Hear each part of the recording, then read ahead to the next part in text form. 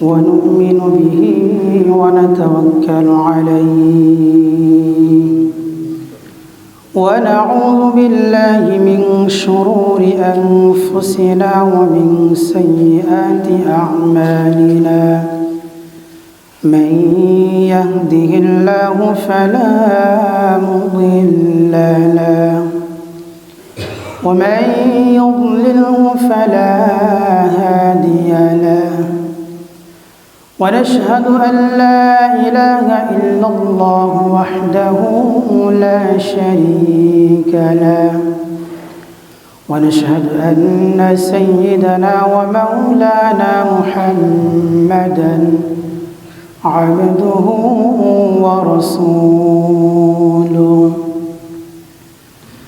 الذي أرسله الله تعالى بالحق بشيرا ونذيرا وداعيا إلى الله بإذنه وسراجا وقمرا منيرا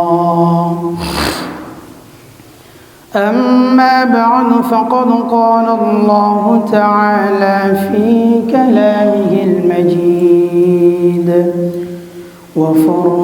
وفرقانه الحميد أعوذ بالله من الشيطان الرجيم بسم الله الرحمن الرحيم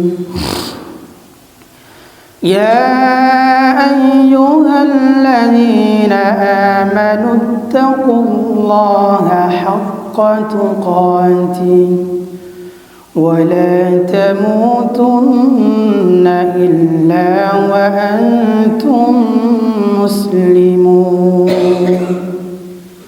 وقال تعالى إن الله وملائكته يصلون على النبي يا أيها الذين آمنوا صلوا عليه وسلموا تسليما اللهم صل على محمد وعلى آل محمد كما صليت على إبراهيم وعلى آل إبراهيم إنك حميد مجيد اللهم بارك على محمد وعلى آل محمد كما باركت على إبراهيم وعلى آل إبراهيم إنك حميد مجيد رب زدني علما رب زدني علما رب زدني علما قال رب اشرح لي صدري ويسر لي أمري واحلل عقدة من لساني يفقه قولي الحمد لله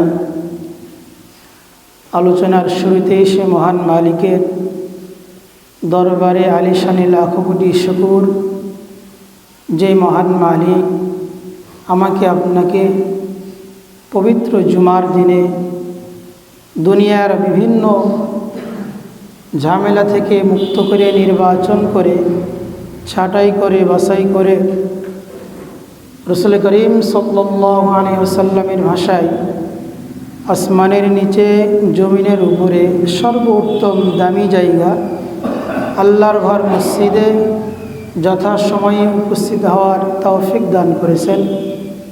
এই জন্য আমরা প্রত্যেকেই আমাদের অন্তরস্থল থেকে ভালোবাসা নিয়ে মোহাব্বত নিয়ে জবান খুলে একবার কালিমাতুশ শুকর আদায় করি সকলেই পড়ি আলহামদুলিল্লাহ।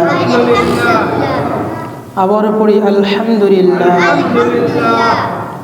একই সাথে বিশ্ব মানবতার মুক্তির দিশারি, উম্মতের কান্ডারি, রহমতের ভান্ডারি আহমদ মুস্তফা মোহাম্মদ মুস্তফা সকলে বলি সাল্লাল্লাহু আলাইহি ওয়াসাল্লাম।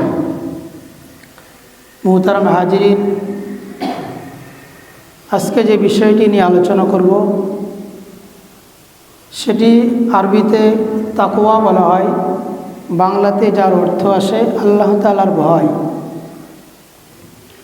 তাকওয়ার শাব্দিক অর্থ হলো ভয়, বিরত থাকা, নিজেকে পাপ কাজ থেকে, গুনাহের কাজ থেকে বাঁচিয়ে রাখা। পরিভাষায় সর্বপ্রকার সর্ব ধরনের পাপ কাজ থেকে বেঁচে থাকার নামই হচ্ছে তাকওয়া। হযরত আলী রাদিয়াল্লাহু তাআলা আনহু তিনার ভাষায় তাকওয়ার 4টি অর্থ তিনি বলেছেন। 1 নাম্বার আল্লাহ তাআলাকে ভয় করা, 2 নাম্বার কুরআনুল কারীম, আল্লাহ সুবহানাহু ওয়া তাআলা তিনার গ্রন্থ যা নাজিল করেছেন তার উপর আমল করা, 3 নাম্বার সদা সর্বদা আল্লাহ তাআলাকে স্মরণ রাখা, 4 নাম্বার মৃত্যুর সর্বদাই প্রস্তুতি গ্রহণ করা। তাকওয়ার এই 4টি অর্থ হযরত আলী রাদিয়াল্লাহু তাআলা আনহু বলেছেন। আল্লাহ পাক রব্বুল আলামিন এই তাকওয়া সম্পর্কে বলেন, ইয়া আইয়ুহাল্লাযীনা আমানুত্তাকুল্লাহ, হে বিশ্বাসীগণ, হে মুমিনগণ। এর পূর্বে আমরা একটি কথা স্মরণ রাখি। আল্লাহ পাক রব্বুল আলামিন এই তাকওয়া কোনো কোনো জায়গায় শুধু মুমিনদেরকে নির্দিষ্ট করে বলেছেন তাকওয়া অর্জনের কথা। কিছু জায়গায় আমভাবে সাধারণ মানুষ, সর্বপ্রকারের মানুষকে তাকওয়া অর্জন করতে বলেছেন। কিছু জায়গায় আল্লাহ পাক রব্বুল আলামিন তার পয়গম্বর, তার নবীদেরকেও তাকওয়া অর্জন করতে বলেছেন। তাকওয়া এই শব্দটি কুরআনুল কারীমে অসংখ্য অগণিত আসছে। তাহলে যে শব্দটি কুরআনুল কারীমে সবচেয়ে বেশি ব্যবহৃত হয়েছে তাকওয়া, তাহলে অবশ্যই এ থেকে বোঝা যায় যে তাকওয়ার অনেক গুরুত্ব, অনেক গুরুত্ব। কারণ একজন মানুষ সে যদি পরিপূর্ণ তাকওয়া অর্জন করতে পারে তাহলে সে পরিপূর্ণরূপে মানুষ হিসাবে গণ্য হতে পারে। এই জন্য মুহতারাম হাজিরিন, আমাদেরকে তাকওয়া অর্জন করতে হবে, তাকওয়া অবশ্যই অর্জন করতে হবে। তাকওয়া অর্জন ছাড়া আল্লাহ পাক রব্বুল আলামিন কোনো আমল গ্রহণ করেন না। আল্লাহ পাক রব্বুল আলামিন বলেন, ওয়ালাকি ইয়ানালুহুত তাকওয়া মিনকুম। আল্লাহ পাক রব্বুল আলামিন মানুষের অন্তর দেখেন, তার ভয় দেখেন। মুহতারাম হাজিরিন, প্রত্যেকটা কাজে, প্রত্যেকটা কর্মে যদি আল্লাহ তাআলার তাকওয়া আমাদের মধ্যে থাকে তাহলে ওই কাজটা সফল হয়, পরিপূর্ণ হয়। যেমন আমি যদি নামাজে দাঁড়াই, সলাতে দাঁড়াই, দাঁড়ানো অবস্থায় যদি আমি আল্লাহ তাআলাকে ভয় করি, এ ভয় নিয়ে যদি আমি নামাজ আদায় করি তাহলে ওই নামাজটা কেমন হবে। আর যে নামাজের মধ্যে তাকওয়া নাই, ওই নামাজ আর এই নামাজ কখনো সমান হতে পারে না। এই জন্য তো আল্লাহ রাসূল শিখে গিয়েছেন যে নামাজের পরে, সলাতের পরে, সালাম ফিরানোর পরে আস্তাগফিরুল্লাহ আস্তাগফিরুল্লাহ আস্তাগফিরুল্লাহ 3 বার। কারণ কি? আমার নামাজের মধ্যে ভুল থাকতে পারে, আমার নামাজের মধ্যে কোনো ত্রুটি থাকতে পারে। এই জন্য আমার মধ্যে ভয় কাজ করলো, না জানি আমার নামাজের মধ্যে কোথাও বেঘাত, কোথাও ভুল হলো কিনা। এই জন্য আল্লাহ রাসূল শিখে গিয়েছেন আস্তাগফিরুল্লাহ আস্তাগফিরুল্লাহ আস্তাগফিরুল্লাহ 3 বার বলতে শিখে গিয়েছেন। এই জন্য মুহতারাম হাজরিন, আমাদেরকে তাকওয়া অর্জন করতে হবে। আল্লাহ তাআলা সে কথাই বলেন, ইয়া আইয়ুহাল্লাযীনা আমানুত্তাকুল্লাহ হাক্কা তুকাতিহি ওয়া লা তামুতুন্না ইল্লা ওয়া আনতুম মুসলিমুন। আল্লাহ তাআলা বলেন, হে বিশ্বাসীগণ, হে মুমিনগণ, তাদেরকে লক্ষ্য করে বলেন, ইত্তাকুল্লাহ, আমি আল্লাহকে তোমরা ভয় করো, আল্লাহ তাআলাকে ভয় করো। তাহলে যারা ঈমানদার, যারা মুমিন, তাদেরকে আল্লাহ তাআলা ভয় করতে বললেন। অবশ্যই মুমিনদের মধ্যেও কোনো ত্রুটি রয়েছে। এই জন্য আল্লাহ পাক রব্বুল আলামিন মুমিনদেরকে বললেন, ইত্তাকুল্লাহ, আমি আল্লাহ তাআলাকে তোমরা ভয় করো। হাক্কা তুকাতিহি, কেমন ভয়? ভয় করার মতো ভয়, যে ভয় করলে ৫ ওয়াক্ত সালাত আমার দ্বারা ছুটবে না, যে ভয় করলে শুধু আমি ৫ ওয়াক্ত সালাত আদায় করলাম, আমার পরিবারে আমার স্ত্রী, আমার মা, আমার বাবা, আমার ছেলে, আমার মেয়ে তারা ঘুমের ঘরে রয়েছে আর আমি ফজরের নামাজ জামাতে আদায় করছি, এর নাম তাকওয়া হলো না, এর নাম তাকওয়া হলো না। হাক্কা তুকাতিহি, পরিপূর্ণ তাকওয়া অর্জন করতে হবে সর্বক্ষেত্রে। এই জন্য মুহতারাম হাজরিন, তাকওয়া একজন মানুষ পরিপূর্ণ অর্জন করতে পারলে দুনিয়ার সমস্ত গুনাহ থেকে সে বেঁচে থাকতে পারে, দুনিয়ার সব কাজ থেকে সে বেঁচে থাকতে পারে। এই জন্য আমাদেরকে তাকওয়া অর্জন করতে হবে। আর তাকওয়া অর্জন কিভাবে আমরা করব? আল্লাহ পাক রব্বুল আলামিন অন্য এক আয়াতে বলেন, ইয়া আইয়ুহান নাসু উবুদু রাব্বাকুমুল্লাযী খালাকাকুম ওয়াল্লাযীনা মিন ক্বাবলিকুম লাআল্লাকুম তাত্তাকুন। মানুষের তাকওয়া অর্জন হবে, মানুষ যত বেশি বেশি ইবাদত বন্দেগী করবে তত মানুষের তাকওয়া অর্জন হয়। যত একজন মানুষ যত আল্লাহ তাআলাকে মানবে, যত আল্লাহ তাআলাকে চিনবে, যে যত আল্লাহ তাআলাকে চিনে সে তত আল্লাহ তাআলাকে ভয় করে। পুলিশকে সবাই চিনে, তার পোশাক পরিধান করে আসলে সবাই তাকে চিনবে, কারণ সে একজন প্রশাসনের লোক, তাকে ভয় করবে। তদ্রূপভাবে আল্লাহ পাক রব্বুল আলামিনকে যদি আমরা না চিনি তাহলে কিন্তু তার পরিপূর্ণ তাকওয়া ভয় আমরা অর্জন করতে পারবো না। এই জন্য মুহতারাম হাজরিন, আমাদের মধ্যে তাকওয়া নাই, আল্লাহ তাআলার ভয় নাই। এই জন্য প্রত্যেকটা জায়গায় পরিবার থেকে নিয়ে, সমাজ থেকে নিয়ে, আজকে সব জায়গা থেকে নিয়ে, সব জায়গায় কারচুপি এবং দুর্নীতি সব জায়গায়, একমাত্র তাকওয়া নাই।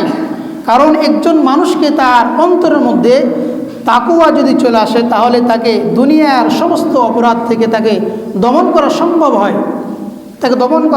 হয়, এই জন্য মুহতারাম হাজরিন, আমাদের প্রত্যেককে তাকওয়া অর্জন করতে হবে। তাকওয়া অর্জনের কোনো বিকল্প নাই। আল্লাহ পাক রব্বুল আলামিন বলেন, ওয়া আম্মা মান খাফা মাকামা রাব্বিহি ওয়া নাহান নাফসা আনিল হাওয়া। যে ব্যক্তি আল্লাহ তাআলার সামনে দাঁড়ানোকে ভয় করে, আল্লাহ পাক রব্বুল আলামিনের সামনে দাঁড়ানোকে ভয় করে, ওয়া আম্মা মান খাফা মাকামা রাব্বিহি ওয়া নাহান নাফসা আনিল হাওয়া। যে ব্যক্তি আল্লাহ পাক রব্বুল আলামিনের সামনে দাঁড়ানোকে ভয় করে, ভয় করার পরে তিনি তার নিজের নফস, নিজের অন্তরকে গুনাহের কাজ থেকে বিরত রাখে। কারণ সে রাস্তায় চলছে, তার সামনে একজন মানুষ, তার সামনের মানুষের পকেট থেকে একটি টাকা পড়ে গেল, 500 টাকা মানুষে পড়ে, সে দেখতে পেল, সামনে মানুষ টের পায় নাই, সে পিছন থেকে টাকাটি তুলে সে চিন্তা করলো, আসলে আমি টাকাটি কি নিব না তাকে দিয়ে দেবো। সে চিন্তা করলো যে সেই মানুষকে আমি টাকাটি দিয়ে দিই, কারণ আমার মধ্যে তাকওয়া আছে, আল্লাহ তাআলার ভয় আছে। তাহলে এই টাকাটা তাকে দেওয়ার অর্থ হলো তার মধ্যে আল্লাহ তাআলার কি রয়েছে? তাকওয়া, ভয়। কারণ এই 500 টাকা 1000 টাকা নিয়ে আমি অত বড় লোক হতে পারবো না, আমার কিছু যায় আসে না, কিন্তু তার কথা স্মরণ আছে, ও আম্মা মান খাফা মাকাম রাব্বিহি, আমাকে আল্লাহ তাআলার সামনে জবাবদিহি করতে হবে, দাঁড়াইতে হবে।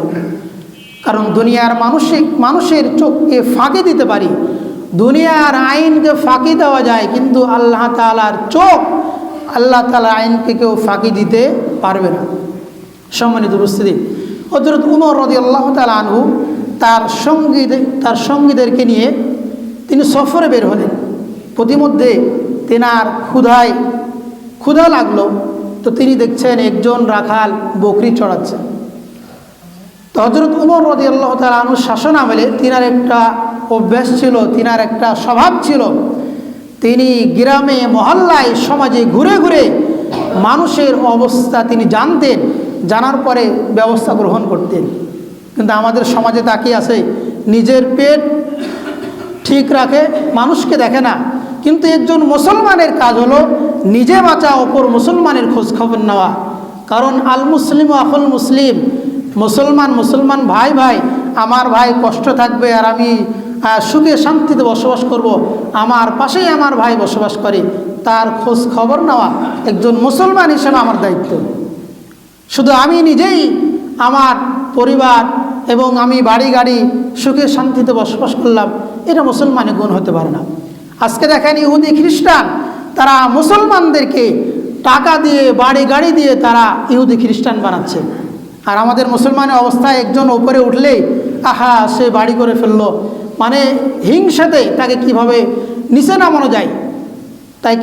নামানো যায়, এই জন্য মুহতারাম হাজিরিন, হযরত উমর রাদিয়াল্লাহু তাআলা আনহু তিনার একটা স্বভাব ছিল, তিনার শাসন আমলে, তিনার সমাজে, তিনার মহল্লায়, তিনার রাষ্ট্রের মধ্যে তিনি মানুষের অবস্থা জানতেন, কে কী অবস্থায় রয়েছে।